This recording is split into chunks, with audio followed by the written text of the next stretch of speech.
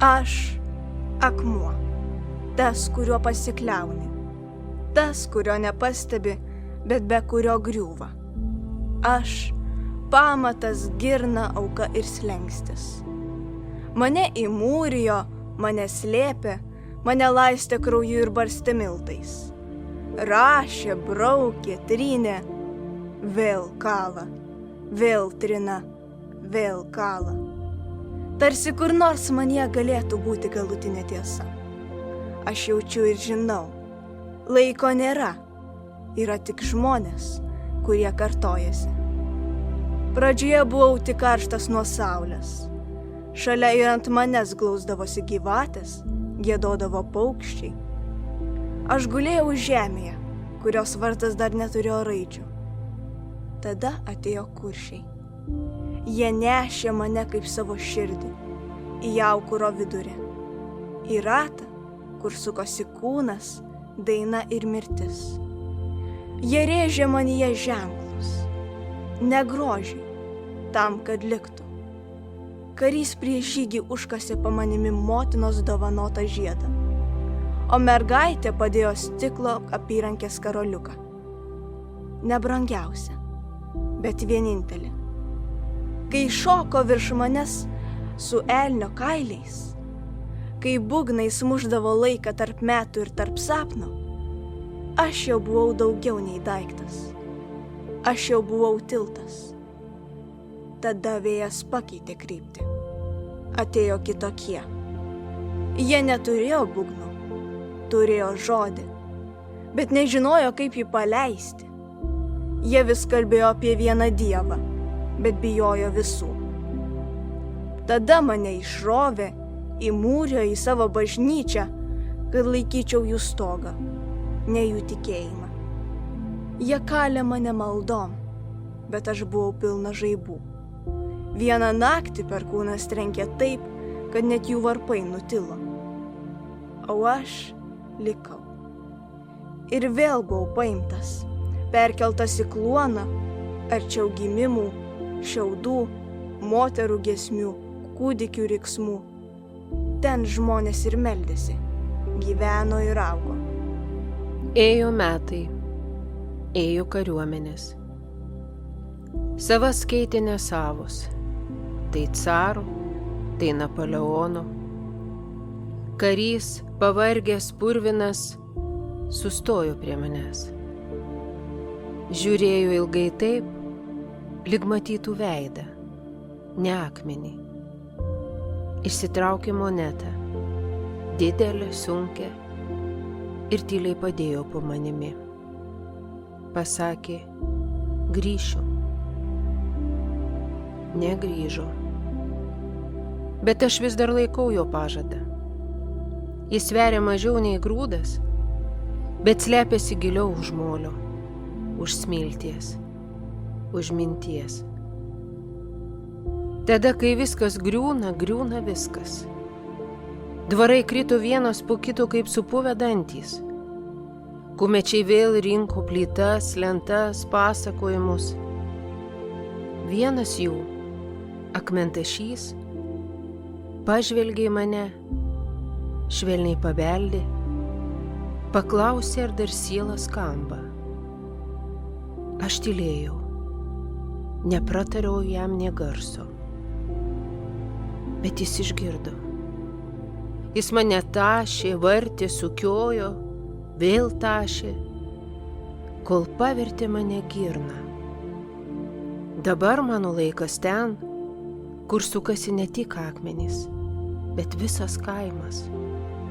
Ėjo žmonės, važiavo arkliai su nešuliais, su prakaitu delnuose. Grūdai ėjo, važiavo, plaukė, rugių pūdai, kviečių maišai, miežinių salyklo terbos, rąstų krūvos, lentoms pjauti.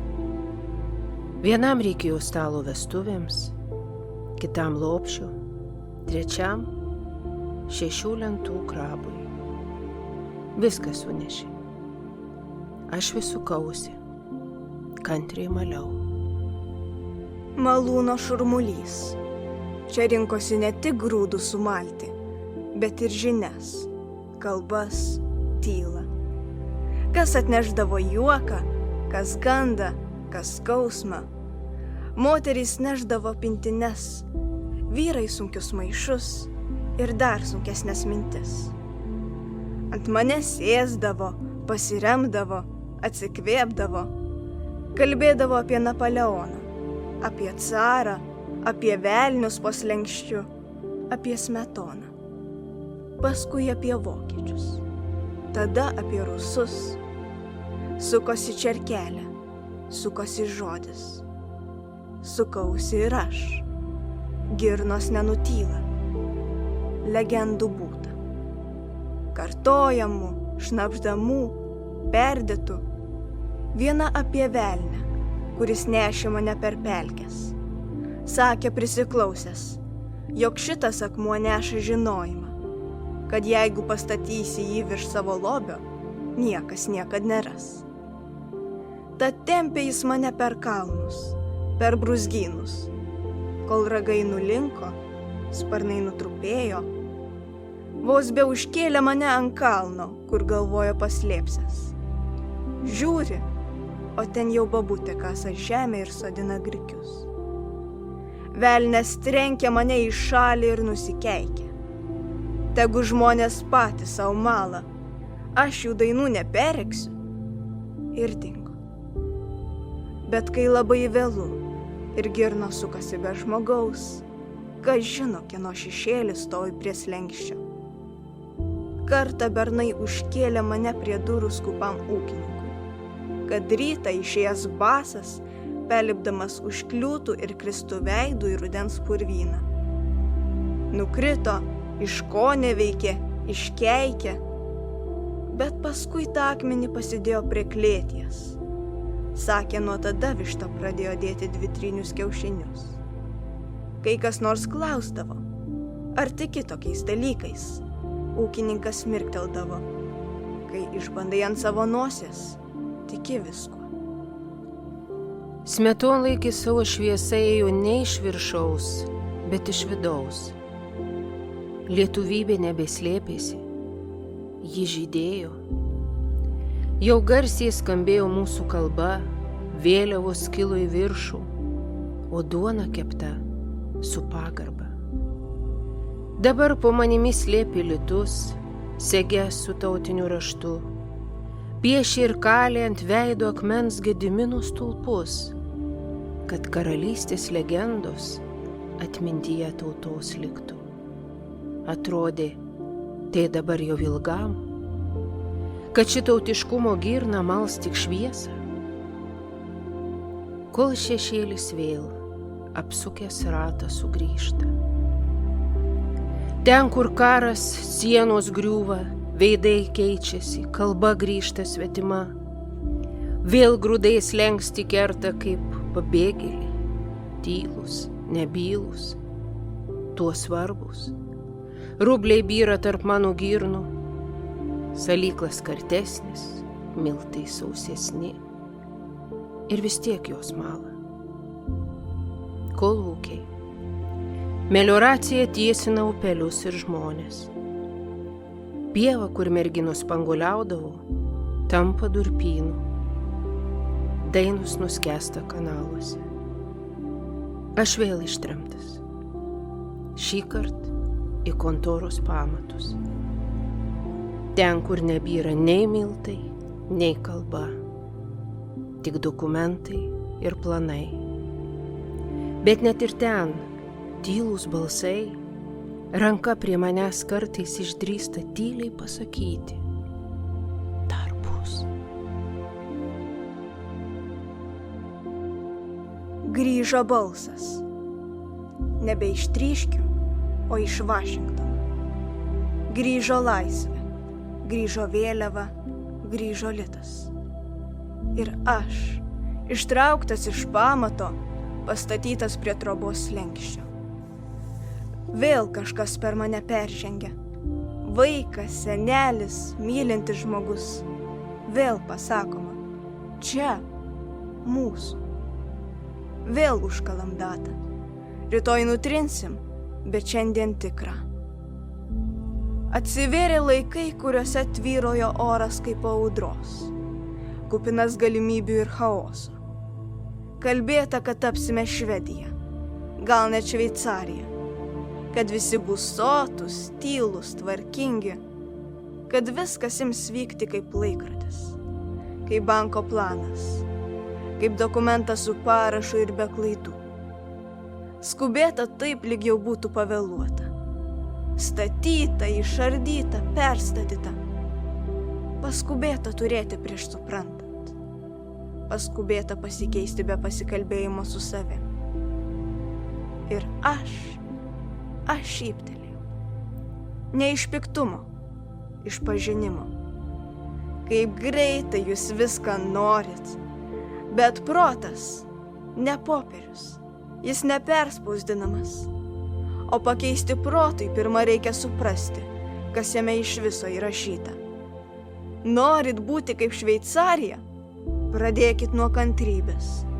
Kaip Švedija? Pradėkit nuo tylos, kurioje gimsta veiksmas, o ne šūkis. Dabar jūsų planai greiti kaip pavasario ledonešis. Bet aš mačiau, kad tik tie krantai išlieka, kurie leidžia vandeniui pratekėti, o ne užtvengti jį pažadais.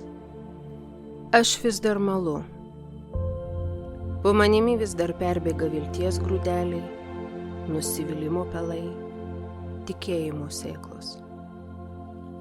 Kai kurie jūs jau supratot, kad laimė nėra tikslas. Ji kelias. Kad gėlė gražiausia tada, kai jos dar niekas nenuskynė. Ir jūs, kasdien praeidami vis dažniau užmetat akį, lyg klaustumėt. Ką galvoji, seni? O aš nieko nesakau. Aš tik palaikau. Ir laikausi. Kad turėtumėte ką atsiremti, kai norėsis prisiminti ne datą, o jausmą.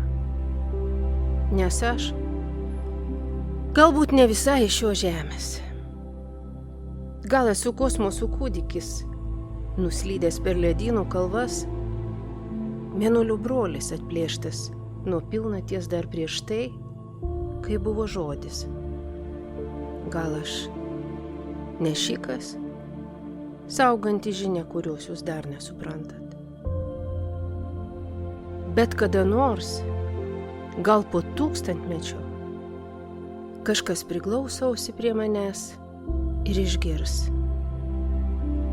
Viskas jau buvo ir viskas dar bus, nes laikas tai ne linija, o ratas. Ir jūs sukatės kartu su manim. Aš pamenu ne tik jūsų tėvus. Aš pamenu jūsų ateitį. Ir jei kartais mėnulis atrodo per tylus, žinokit, mes susirašom. Akmuo ir mėnulis. Tylos kalba. Tai mano paskutinis sakinys.